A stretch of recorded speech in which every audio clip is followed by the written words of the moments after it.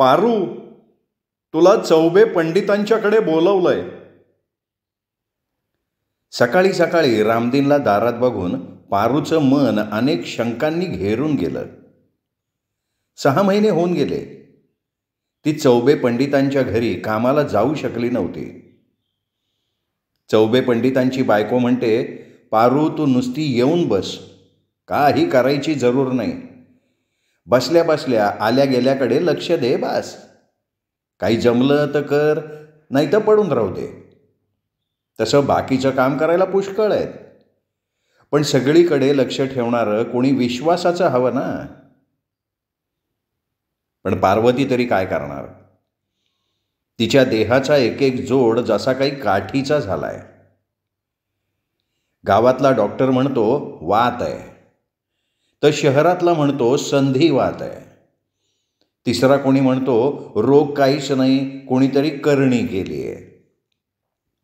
सगळे उपाय करून झाले. आता गोवरीच्या आचेचा शेक आणि विजेच्या ट्रान्सफॉर्मरच्या तेलाचं मालिश सुरू आहे, तेही समाधानासाठी. महिन्यापेक्षा जास्त काळ होऊन गेला, काहीच उतार नाही. उलट जसजसं औषध केलं तसतसा रोग बळावतच चालला, ही उक्ती सार्थ ठरली आहे. उभी राहिली तर बसता येत नाही, आणि बसली तर 2 माणसांचं लगेज झाली असं समजा. जोपर्यंत दोन्ही हात धरून माणसं उठवत नाहीत तोपर्यंत संडास बाथरूमला सुद्धा जाऊ शकत नाही. काय सांगून पाठवलंय रामदीन?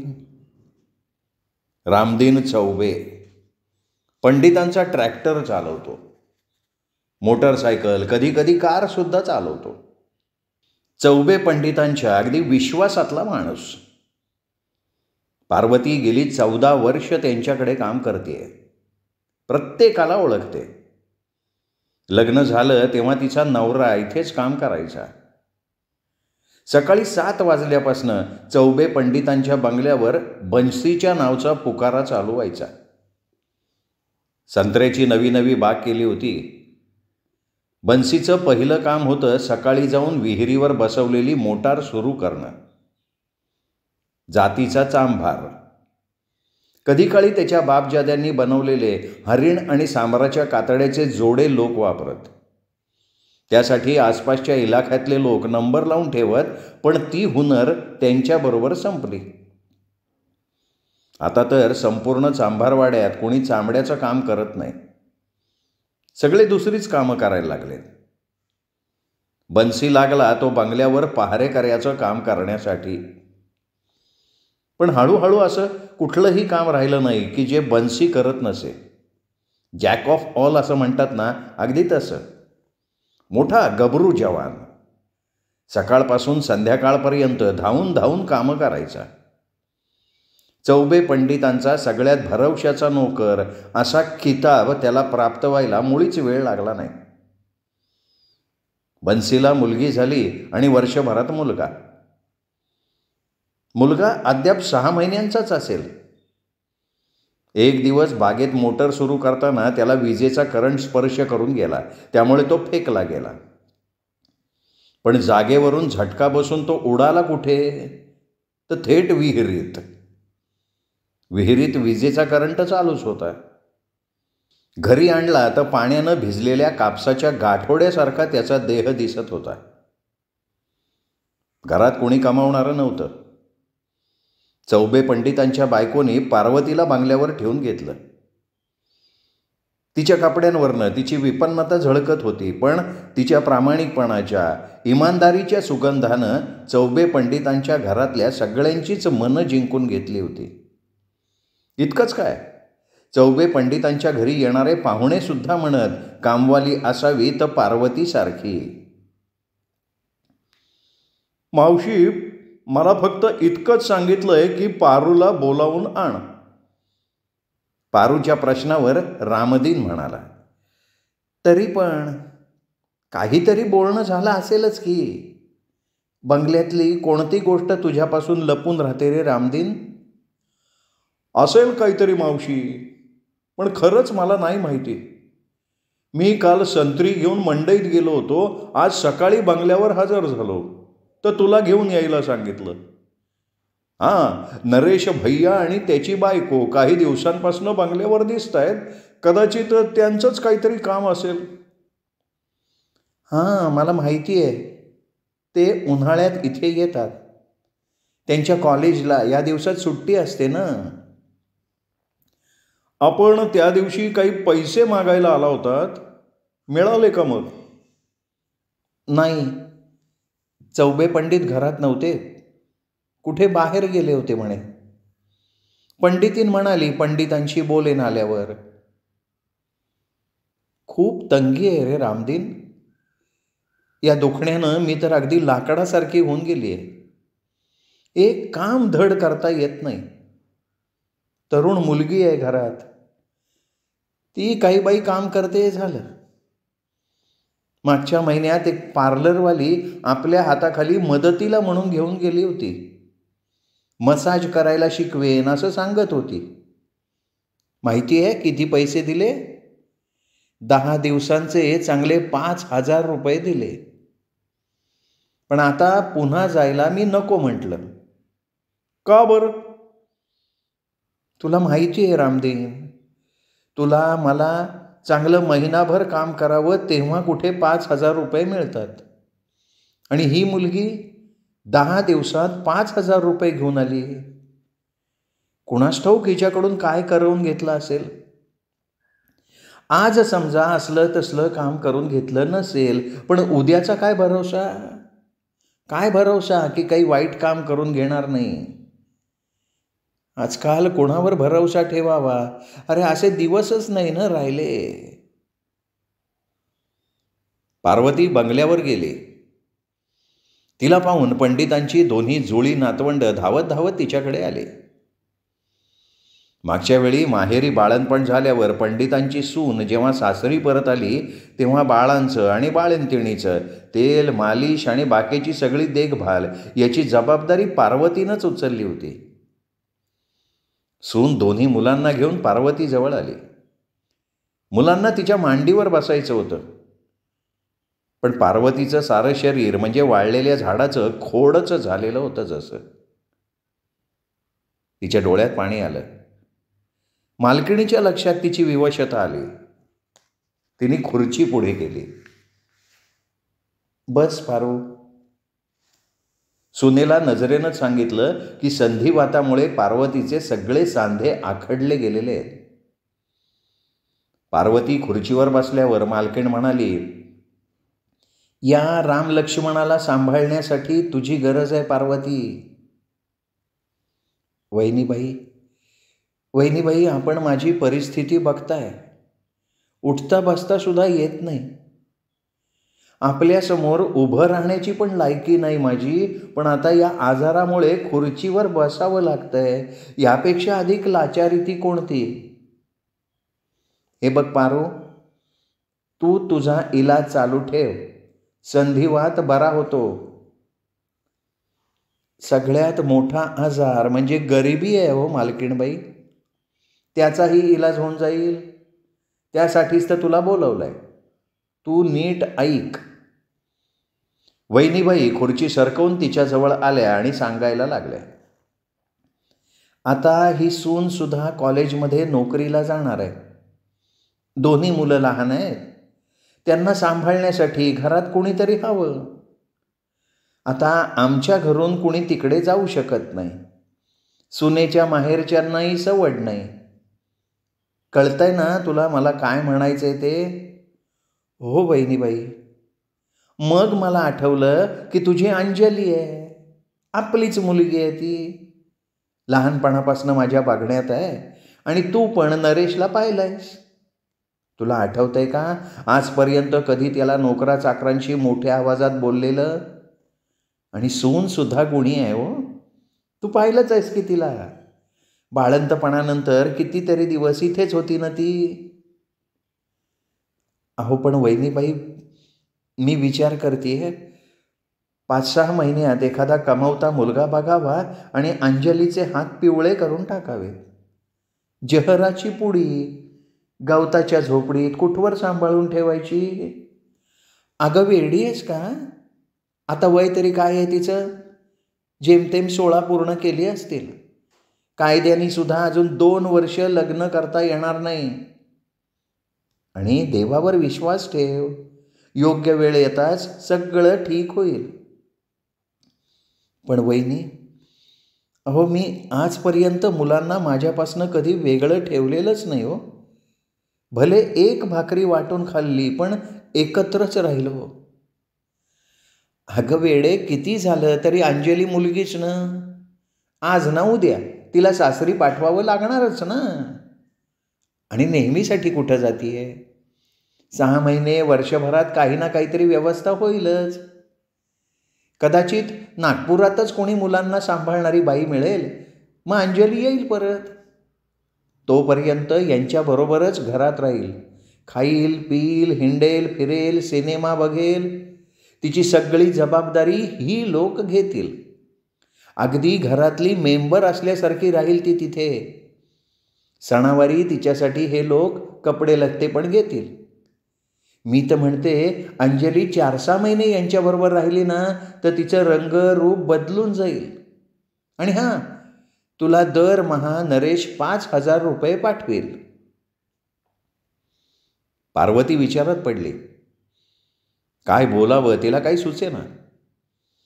चौबे परिवाराचे उपकार, त्यांची आजची गरज, तिची विपन्नावस्था, आजारपण, उपचारांवरचा खर्च, मुलीचा वियोग, सगळं पार्वतीला आपल्याकडे ओढत होतं. एवढ्यात नरेश हॉलमध्ये प्रवेश करत म्हणाला, हे बघा, आपण अंजलीची मुळीच चिंता करू नका.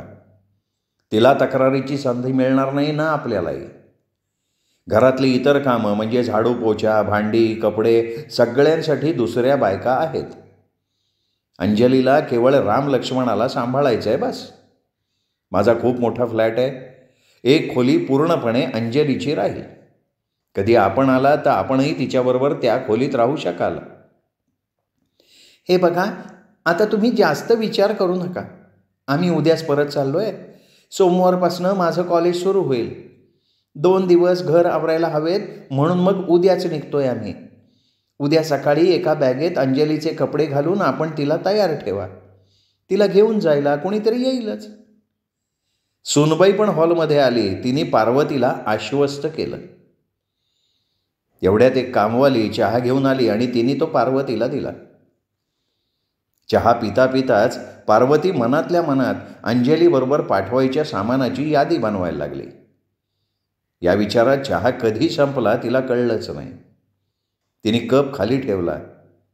दुसऱ्या क्षणी मालकीणबाईंनी 5,000 रुपये पार्वतीच्या हातात दिले. हा घे ॲडव्हान्स. तुझ्या या परिस्थितीत तुझ्या कामी येईल. उद्या सकाळी अंजलीला तयार ठेव. या लोकांच्या पॅकिंगसाठी मदत करेल आणि थोडा वेळ माझ्यासमोर असली की या लोकांमध्ये मिळून मिसळून जाईल. वहिनीबाई, जशी मला गरज आहे तशी आपल्याला पण आहे. पण जरा अंजलीला सुद्धा विचारायला हवं ना. अहो, आजकालची मुलं म्हणजे, अगं तू जसं समजावशील तसं ती ऐकेल ना. तुझी मुलं तुझ्या सांगण्याबाहेर नाहीत हे काय मला माहिती नाही का? जा आता, रामदीन तुला सोडून येईल. असं म्हणत मालकीणबाईंनी रामदीनला हाक मारली. पार्वती खुर्चीवरनं उठू लागली. तेवढ्यात नरेशनं आणखीन 1,000 रुपये तिच्या हातात दिले. अरे, आता हे आणखीन कशासाठी देतोयस? वहिनीबाईंनी 5,000 रुपये ॲडव्हान्स दिलाय की. हे 1,000 रुपये मी दर महिन्याला वेगळे देईन. हे 1,000 रुपये आपण ब्राह्मण बनण्याचे आहेत. बाकी मम्मी आपल्याला सर्व काही बारकाईनं समजावून सांगेल. हळूवार हसत नरेश आत निघून गेला. पार्वती गोंधळून गेली. मालकीणबाईंनी आपली खुर्ची पार्वतीच्या आणखीन जवळ ओढली आणि हळू आवाजात ती बोलायला लागली. अंजलीला एक गोष्ट तू नीट समजावून सांग. तिला तिकडे गेल्यावर बोलाचालीत आपली जात बदलावी लागेल. मला कळलं नाही वहिनीबाई. अगं, हे लोक नागपुरात जिथे राहतात ना, ती सगळी ब्राह्मण वस्ती आहे. आसपासच्या सगळ्या अपार्टमेंटमध्ये सगळी ब्राह्मणांचीच वस्ती आहे. आता त्यांना दिवस रात्र घरात राहणाऱ्या मुलीच्या जातीचा पत्ता लागला तर ते लोक यांच्या घरात पाणीसुद्धा पिणार नाहीत, उलट यांचं जगणं अवघड करून टाकतील. म्हणून अंजलीला सांग, कुणी तिची जात विचारली तर ब्राह्मण म्हणून सांगायचं. बस, अगदी साधी गोष्ट आहे. कळतंय ना तुला? आम्ही काही बाई जातपात मानत नाही हे तुलाही माहिती आहे, पण सगळ्या दुनियेवर काही आपला जोर चालत नाही ना. बस, तू एवढीच गोष्ट अंजलीला समजावून सांग. जा आता आणि उद्या सकाळी तिला तयार ठेव. हो ओ पारू मावशी, झाली का नाही अंजलीची तयारी? आज सकाळपासनं इकडे जा तिकडे जा चाललंय. अखेर 11 वाजले. अहो, ते लोक केव्हाची अंजलीची वाट बघतायत. मला माहिती आहे रामदीन, पण काय, अंजली तयार नाही आहे का? मी तिला विचारलंच नाही आहे रामदीन. मी स्वतःच निर्णय घेतला आहे की अंजलीला त्यांच्याबरोबर पाठवायचं नाही. का बरं? पैसे कमी देत आहेत का? नाही रामदीन, उलट पैसे जास्तच देत आहेत. पण म्हणूनच मला कळलं नाही मावशी. रामदीन, अरे त्यांच्या 1000 रुपयांसाठी मी माझी जात नाही बदलू शकत. सांगण्या ऐकण्यापुरती सुद्धा नाही. आम्ही जे आहोत ते आहोत. अगदी दवंडी पिटून सुद्धा सांगू आम्ही तसं. आम्हाला त्याचा अभिमान आहे. कुणाला पसंत नसेल तर त्यांनी आम्हाला बोलवू नये किंवा आम्हाला कामावर ठेवू नये. हे घे त्यांचे 6000 रुपये. वहिनीबाईंना परत दे आणि त्यांना सांग, आपल्या मुलाच्या घरी राहण्यासाठी ब्राह्मण मुलगी शोधून काढा म्हणावं. मग आपण कालच तसं का नाही सांगितलं मावशी? काल नाही सांगू शकले रे. उपकारांचं ओझं फार भारी होतं रामदीन. काल माझी जीभ त्यांच्या उपकाराच्या ओझ्याखाली दबलेली होती. घरी आल्यावर रात्रभर हिशेब केला. त्यांचा एक एक उपकार मी केलेल्या उपकाराशी काटत गेले. मी त्यांच्या कच्च्या बच्च्यांचं गोमूत काढलंय. चौबे महाराजांचे आईवडील दोघेही वर्ष आजारी होते. दोघांनाही लकवा मारला होता. शेवटी तर त्यांना आपल्या कपड्यांचीही शुद्ध नसायची, ना अंथरूण पांघरुणाची. घरातले सगळे लोक नाक धरून त्यांच्या जवळ यायचे. मी मात्र दिवस रात्र त्यांच्या सेवा चाकरीत असायची. आम्ही गरीब लोकनं नेहमी मालकांकडनं मिळणाऱ्या पैशाचा हिशोब ठेवतो रामदीन, पण त्यांच्यावर केलेल्या उपकारांचा मात्र ठेवत नाही. रात्री मी एक एक गोष्ट आठवत राहिले तेव्हा कुठे हा निर्णय घ्यायचा धाडस करतीये. रामदीनला काही कळलं नाही, काहीच कळलं नाही. पार्वतीच्या जिभेचा तिखटपणा, त्याचं तेज त्यांनी आजपर्यंत कधी बघितलेलं नव्हतं. त्यांनी पार्वतीनं दिलेले 6000 रुपये खिशात ठेवले आणि गुपचूप चौबे पंडितांच्या बंगल्याचा रस्ता धरला. श्रोते हो, ही होती निवडक प्रखर कथा. या कथासंग्रहातली पारू ही कथा. या कथेचे मूळ हिंदी लेखक भगवान वैद्य प्रखर आणि या कथेचा मराठी अनुवाद केला होता उज्ज्वला केळकर यांनी. ही कथा आपल्याला कशी वाटली हे कमेंट करून जरूर कळवा. या कथेचा व्हिडिओ लाईक करा. ही कथा आपल्या मित्रपरिवारात, नातेवाईकात, आपल्या सगळ्या ग्रुप्समध्ये फॉरवर्ड करा, शेअर करा आणि हो, त्यांनाही माझ्या वतीनं चॅनल सबस्क्राईब करण्याची विनंती करा. आत्ता वरती जो माझा फोटो दिसतोय, या फोटोला क्लिक केलं तरीही दीपक रेगे कथाकथन चॅनल सबस्क्राईब होऊ शकतं. ऐकत रहा दीपक रेगे कथाकथन चॅनल. दीपक रेगे कथाकथन चॅनल म्हणजे कथा आनंदाचा अत्युच्च ठेवा.